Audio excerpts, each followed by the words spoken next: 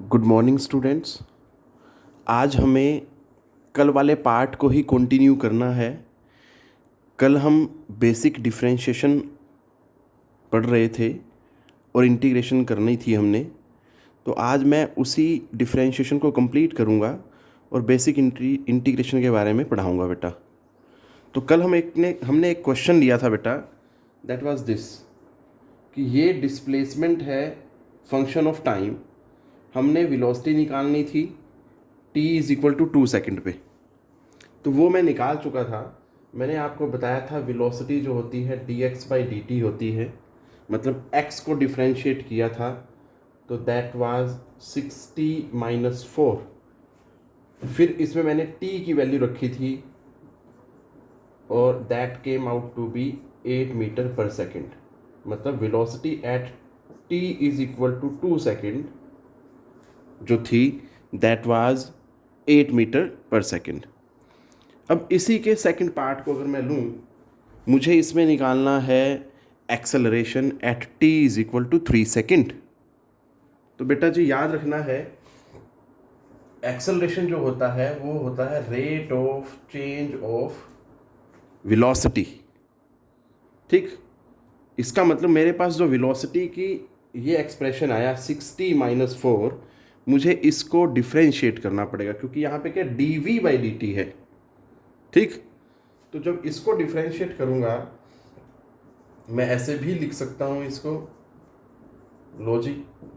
अब इसको जब डिफ्रेंशिएट करूँगा मैं, हमने जैसा पढ़ा कि 6t है तो 6 कांस्टेंट है, बट t उसके साथ क्या हो रहा है, मल्टीप्लाई हो रहा है। t की पावर क्या है, 1 है। ठीक है, तो पावर उठ के एक आगे आई, एक 0 हो गई, माइनस 4 कांस्टेंट है, उसकी डिफ्रेंशिएशन क्या होगी, 0। So that will come out to be 6 metre per second square. ये है बेटा। अब यहाँ पे ध्यान देना है, यहाँ पे इसमें t का कोई एक्सप्रेशन नहीं आ रहा, इसलिए मैं t की वैल्यू ही नहीं डाल सकता।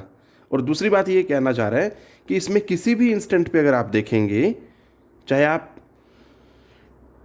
कोई भी वैल्यू डालेंगे, एक्सेलरेशन जो है that will remain to be constant और वो 6 मीटर पर सेकेंड स्क्वायर आने वाली है, क्योंकि कोई भी t का एक्सप्रेशन नहीं आ रहा इसमें। तो मैं सिंपली बोलूँगा कि at t is equal to 3 second acceleration is 6 metre per second square. इस तरह से देखना है बेटा इसको। इसी जगह पे एक और एग्जांपल ले सकते हैं जिसमें मैं आपको ये समझा सकूं कि अगर t आ जाए एक्सेलरेशन के एक्सप्रेशन में तो कैसे निकालेंगे। पर उससे पहले एक चीज़ और देख लें बेटा जी, एक्सेलरेशन को मैंने dv/dt लिखा, पर इसको हम एक और तरीके से लिख सकते हैं। क्या होता है देखो ज़रा, इसमें देखो एक्सेलरेशन मैंने बताया आपको अभी कि दैट इज़ dv/dt। अब d/dt को अगर ऐसे रख दिया जाए और वेलोसिटी क्या होता है, दैट इज dx/dt। तो बेटा जी ये सोल्व होने पे इसको क्या लिखा जाएगा, दैट इज d2x/dt स्क्वेयर। कैसे बोलेंगे इसको, d2x/dt स्क्वेयर, या सिंपली इसको ऐसे भी बोल सकते हैं, this is second derivative of displacement with respect to time. दोबारा बोल रहा हूँ, this is second derivative of displacement with respect to time, क्योंकि यहाँ पे टाइम क्या है, टाइम के रिस्पेक्ट में हम देख रहे हैं, टाइम के साथ साथ देख रहे हैं, या with the passage of time देख रहे हैं। तो मतलब मेरे पास एक्सेलरेशन निकालने के दो तरीके हुए कि या तो आप क्या करें, आपको वेलोसिटी का एक्सप्रेशन दिया जाए तो आप सीधा सीधा उसको डिफ्रेंशिएट कर दें, नंबर 1 ये मेथड है। और नंबर 2 क्या है, अगर आपको क्या दिया जाए, डिस्प्लेसमेंट का एक्सप्रेशन दे दिया जाए और एक्सेलरेशन निकालना हो तो आप उसको क्या करें बेटा, सेकंड डेरिवेटिव, मतलब 2 बार उसको डिफ्रेंशिएट करें। जैसे कि ये मेरे, मान लीजिए मुझे ये एक्सप्रेशन दे दिया और बोलता है कि एक्सेलरेशन निकालो, तो मैंने एक बार डिफ्रेंशिएट किया तो वो 60 - 4 आया, दैट एक्चुअली वेलोसिटी। फिर उसको एक बार और डिफ्रेंशिएट किया तो वो क्या आ गया मेरे पास, दैट इज 6। ठीक है बेटा, एक और एग्जाम्पल लेते हैं इसी में ही। लो जी, देखो हमारे पास दूसरा क्वेश्चन है, ये हमने लिया एक और, ये है डिस्प्लेसमेंट और बोलता है find velocity and acceleration at t is equal to 2 second. तो कैसे सॉल्व करेंगे, पहले हम वेलोसिटी निकालेंगे। वेलोसिटी हमें पता होता है dx बाई dt होता है। इसको हमने जब डिफ्रेंशिएट किया तो 2 एज इट इज़, 3 की उठ के आगे आ गया और एक पावर कम हो गई, -3, फिर ऐसे ही 2 उठ के आगे आ गया, एक पावर कम हो गई, प्लस ऐसे ही 2 t की पावर 1 है, 1 उठ के आगे आ गया, t की पावर 0, ये अकेला 1 है, कांस्टेंट है, उसकी डिफरेंशिएशन 0। तो सिंप्लीफाई करके आया क्या, सीधा सीधा velocity is equal to 6t square minus 6t plus 2। अब इसमें उसने वेलोसिटी तो एक्सप्रेशन निकाल दिया हमने, पर पूछी है दैट इज एट 2 सेकेंड। तो बेटा जी टाइम की अगर मैं वैल्यू डालूंगा, यहाँ लिख देंगे, अगर velocity t is equal to 0 पे डालेंगे तो क्या आएगा, यहाँ लिखो नेक्स्ट स्टेप में बेटा। तो इसमें वैल्यू डाल दो t की जगह 2। सो दैट इज 2 का स्क्वायर क्या बेटा 4, ठीक है।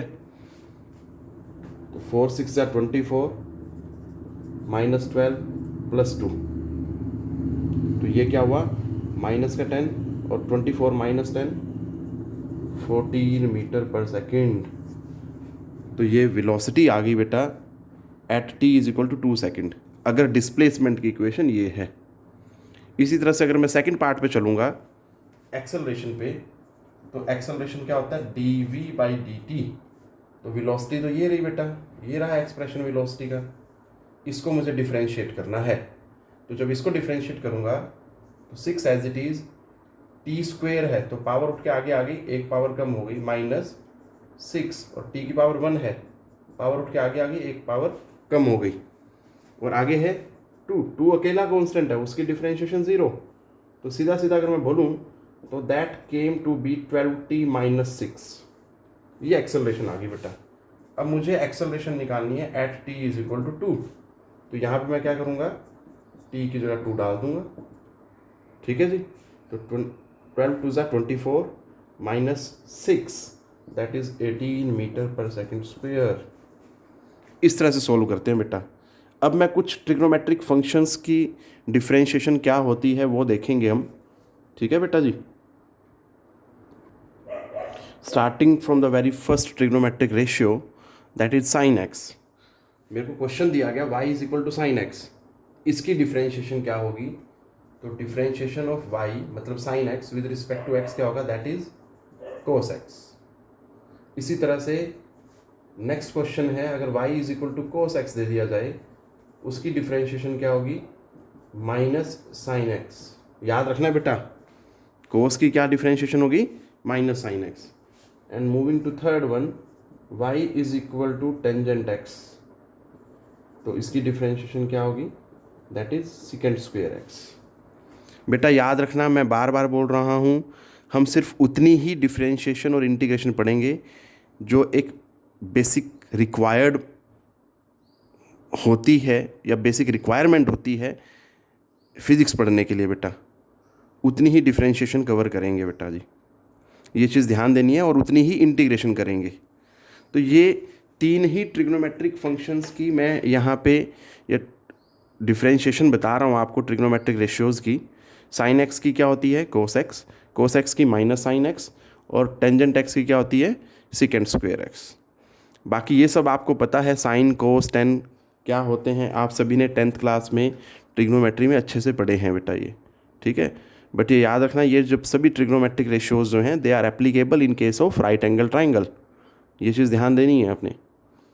तो now I will be taking one more question, if we have trigonometric ratio and we have to differentiate it, ठीक है बेटा।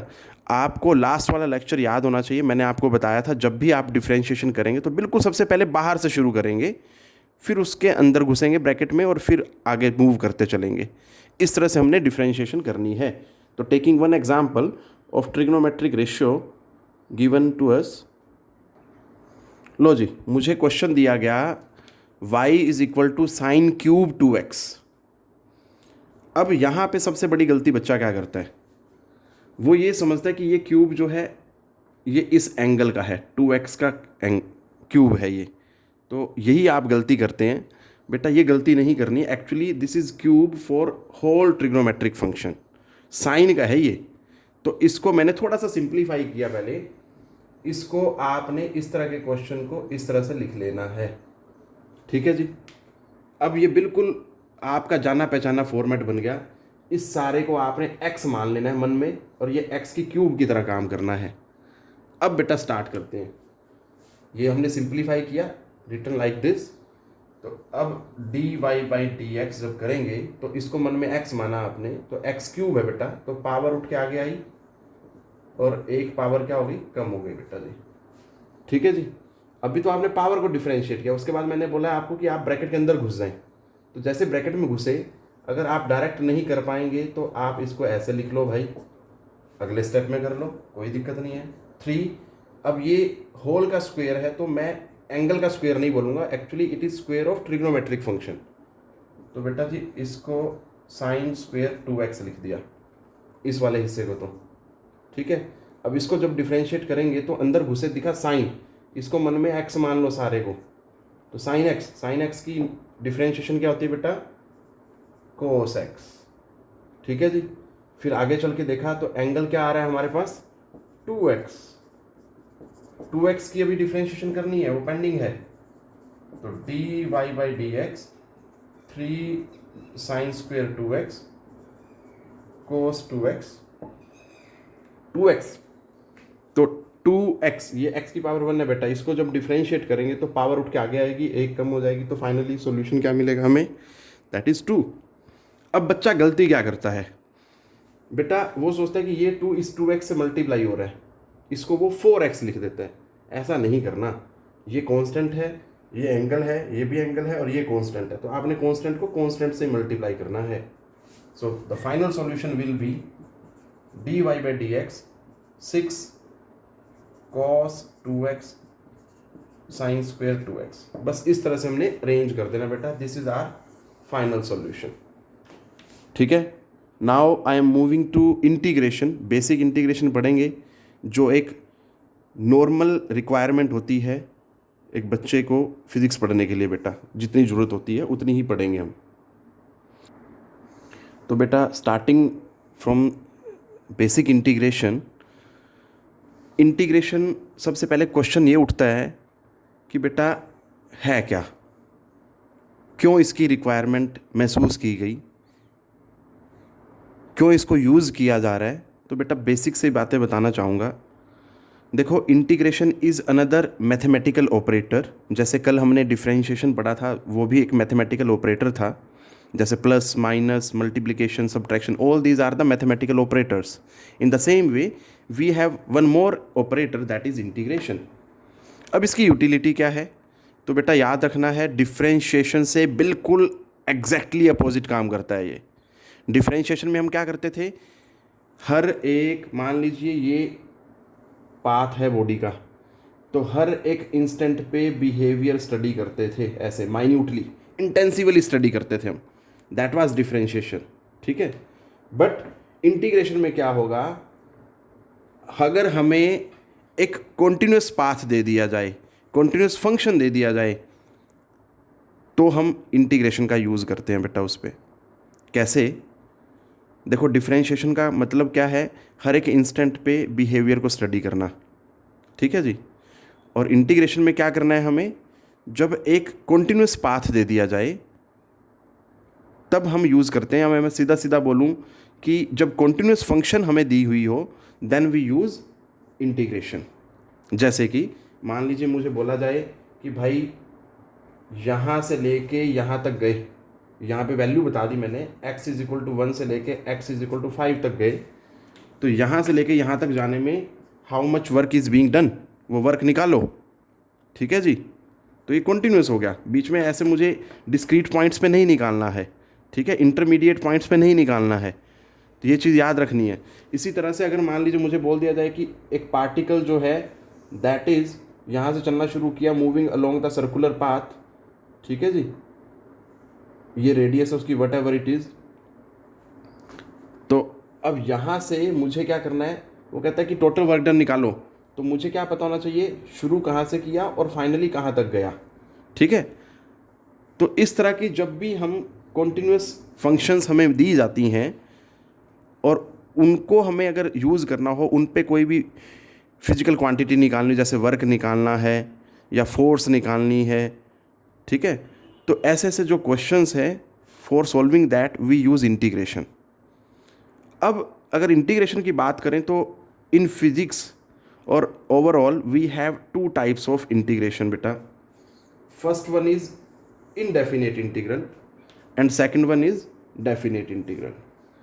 अब अगर देखा जाए फर्स्ट को, तो बेटा जी फर्स्ट में इनडेफिनेट इंटीग्रल, सबसे पहले इंटीग्रेशन का साइन क्या होता है, इस तरह से लिखते हैं बेटा, this is symbol for integration. ठीक है, इनडेफिनेट इंटीग्रल में आपको पाथ नहीं पता होगा कि कहाँ से चलना है और कहाँ तक जाना है। जैसे मैंने भी एग्जांपल लिया था एक लाइन का, एक सर्कल का, तो उसमें हमें पता होता है कि कहाँ से स्टार्ट किया और कहाँ तक गए। बट इनडेफिनेट इंटीग्रल में पाथ नहीं पता होगा, तो सीधा सीधा मैं लिख सकता हूँ नो लिमिट्स आर गिवन। ठीक है जी, लिमिट्स नहीं दी होती इसमें। और डेफिनेट में क्या होता है, पाथ गिवन होता है। जैसे मान लीजिए x इज इक्वल टू 1 से लेके x इज इक्वल टू 5, ये लिमिट्स जो होती हैं आर गिवन। ठीक है जी, तो this one is definite integral, this one is indefinite integral. अब फिजिक्स में क्या पढ़ने वाले हैं हम, फिजिक्स में बेटा 99.9% केसेस में आपको लिमिट्स पता होंगी। This is known as lower limit and this is known as upper limit. ठीक है बेटा, मैं बोल रहा हूँ दोबारा, 99.9% केसेस में आपको लिमिट्स पता होंगी या बताई जाती हैं। तो it means we will be dealing with definite integral या डेफिनेट इंटीग्रेशन। ठीक है जी, तो हम डेफिनेट इंटीग्रेशन करने वाले हैं फिजिक्स में, जिसमें हमें लिमिट्स पता होंगी। तो मैं इसी को ध्यान में रखते हुए आपको फॉर्मूला सारे बताऊंगा और उनको कैसे सॉल्व करना है वो भी देखेंगे बेटा हम। तो it means we will not be following this one in physics, we will be dealing with this one only. Clear है? बट याद रखना है, मैं बार बार रिपीट कर रहा हूँ, इंटीग्रेशन कब यूज़ होगी, जब कॉन्टिन्यूस फंक्शन होगी। ठीक है जी। अब क्वेश्चन आपके मन में उठ सकता है कि भाई जब डिसकंटिन्यूअस फंक्शन होगी, या ऐसे बोलने के डिस्क्रीट फंक्शन होगी, तब क्या यूज़ करेंगे, तब कोई इसके पैरेलल कोई टूल है हमारे पास? ठीक है, तो मैं यहाँ बता दूँ आपको कि फॉर कॉन्टिन्यूअस फंक्शन हम यूज़ करते हैं इंटीग्रेशन। ठीक है जी, और डिस्क्रीट फंक्शन के लिए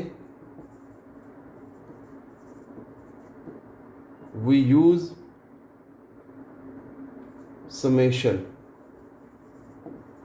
ठीक है, that is not the part of our syllabus. ठीक है, we have to deal only with continuous function बेटा, कॉन्टिन्यूस फंक्शन चाहिए मुझे सिर्फ। ठीक है, ये चीज़ ध्यान देनी है बेटा। तो और कॉन्टिन्यूस फंक्शन के लिए हमारे पास इंटीग्रेशन होता है। इंटीग्रेशन दो तरह की होती है, we need not to deal with indefinite integral, we have to deal with definite integrals, or we have to do definite integration. तो starting from the very first formula of integration, सबसे पहला question लिया बेटा हमने, ये c constant है, constant की integration करनी है विद रिस्पेक्ट टू x। ठीक है जी, और हम ये मान के चल रहे हैं हमें लिमिट्स गिवन है बेटा, ये याद रखना। अभी मैं ये नहीं बता रहा कि how to solve that limits. ठीक है, अभी पहले हम एक दो फॉर्मूला पढ़ लें, फिर हम देखेंगे। तो जब ऐसा होगा बेटा, ये अकेला कांस्टेंट है, with respect to x integration करनी है, तो बस जो वो वेरिएबल है जिसके रिस्पेक्ट में आप कर रहे हैं इंटीग्रेशन, वो साथ में मल्टीप्लाई हो जाता है बेटा जी। ठीक है, ये ध्यान रखना है। इसी तरह से अगर मैं एग्जाम्पल लूँ, और मैं अब यहाँ पे आपको एग्जाम्पल लेके समझाऊंगा, लिमिट्स दी होंगी तो हम उसको सॉल्व कैसे करेंगे। मैंने मान लीजिए क्वेश्चन लिया फॉर dx और लिमिट्स ली 1 to 2, और मेरा क्वेश्चन आ गया ये कि भाई 4 की इंटीग्रेशन करनी with respect to x, limits हैं 1 to 2। तो कैसे चलेंगे बेटा, मैंने अभी बताया, वो वेरिएबल मल्टीप्लाई हो जाएगा, ये हुआ। अब इसके बाद आपने ये निशान लगाना है और लिमिट लिखनी है यहाँ पे 1 to 2, इसी के पैरेलल यहाँ पे लोअर लिमिट और इसी के सामने यहाँ पे अपर लिमिट बेटा।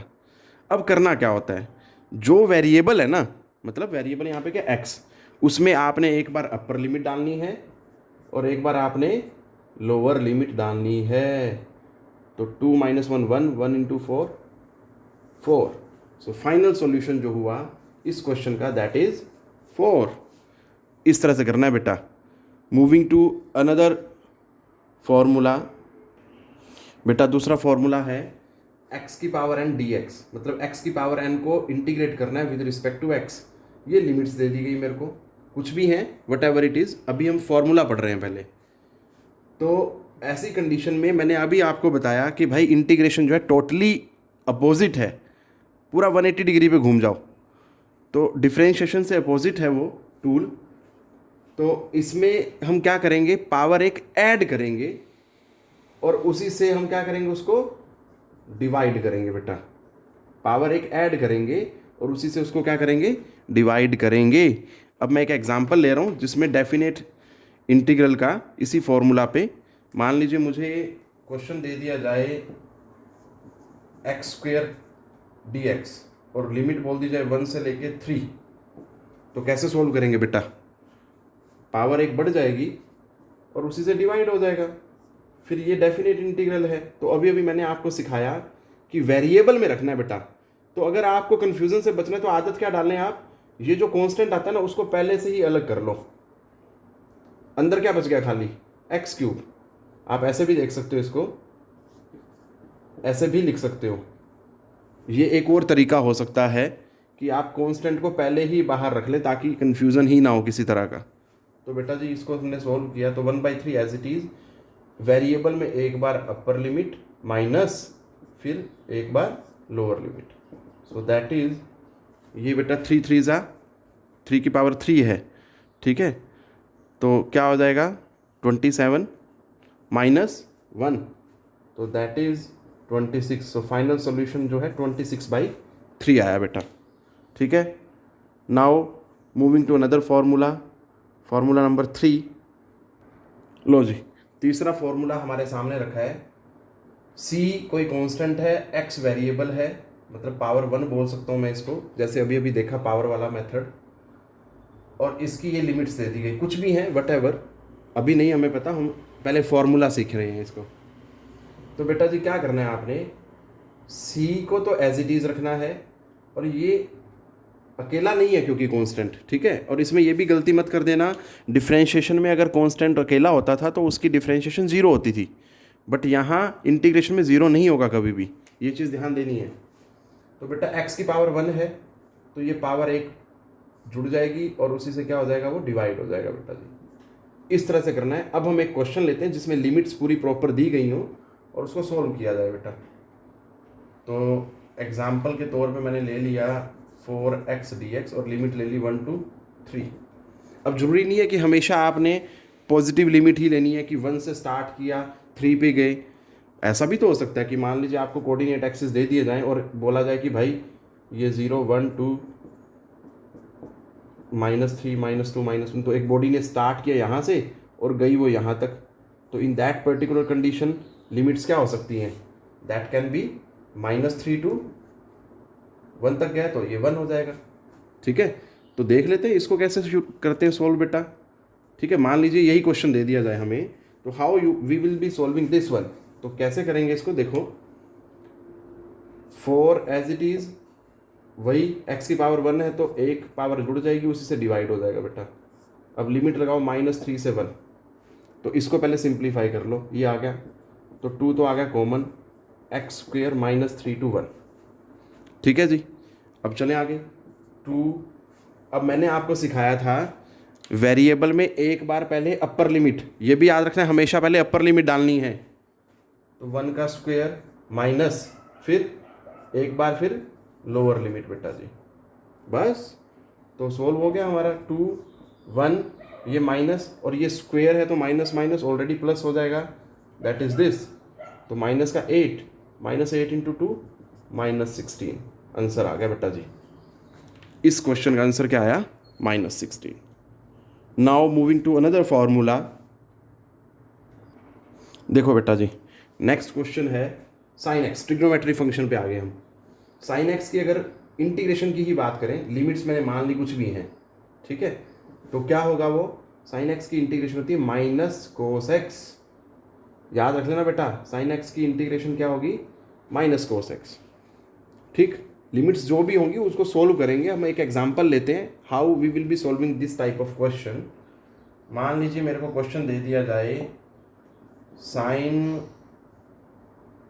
एक्स डी एक्स, यही क्वेश्चन दे दिया और लिमिट दे दी जाए 0 to पाई बाई 4।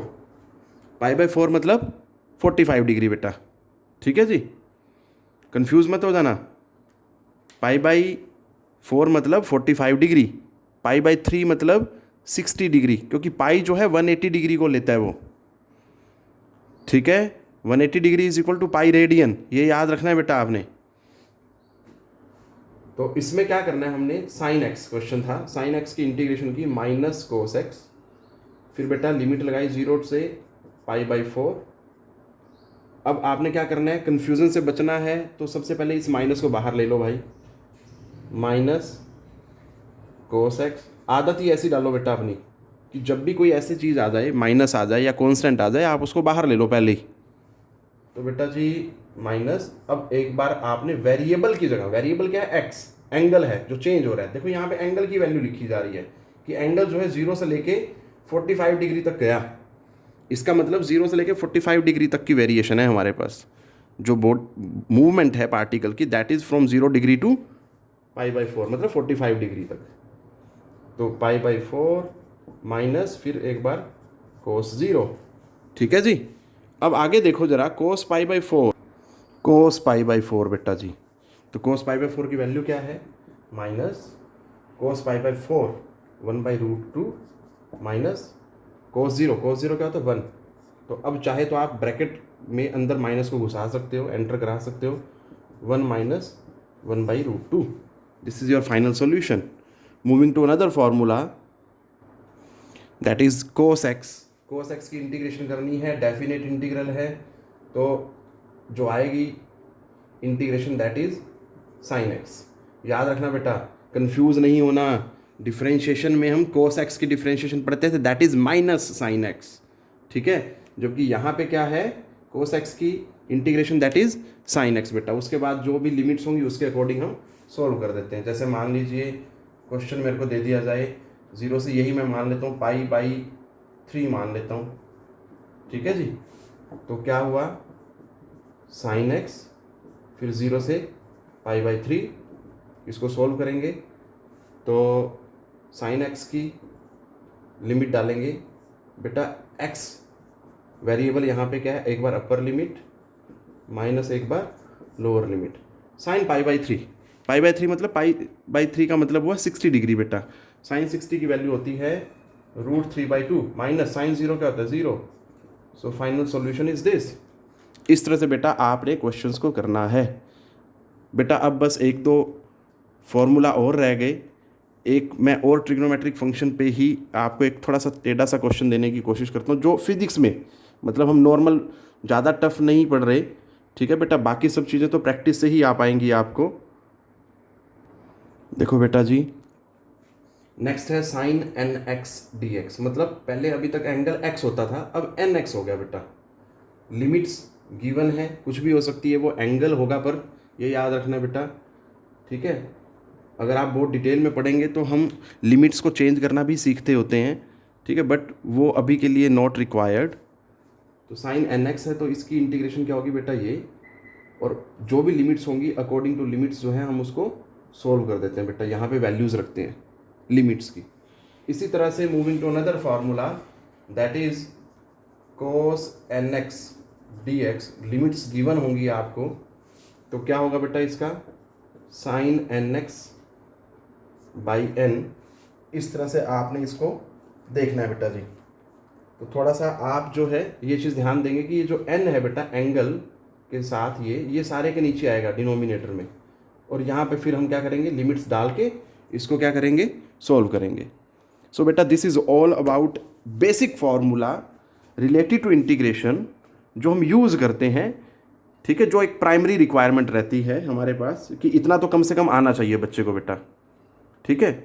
तो I think now you all will be able to solve questions related to differentiation and integration which I try to cover in 2 parts. इतना मैं भी समझ रहा हूँ कि बेटा इतने कम टाइम में इतनी सारी चीज़ें नहीं समझाई जा सकती हैं। It needs a lot of practice बेटा, ठीक है। आपके एंड पे बहुत ज़्यादा प्रैक्टिस चाहिए। Expecting the same at your end, that you will practice your best, ठीक है। तो बेटा इसी को आप प्रैक्टिस करें। Take care.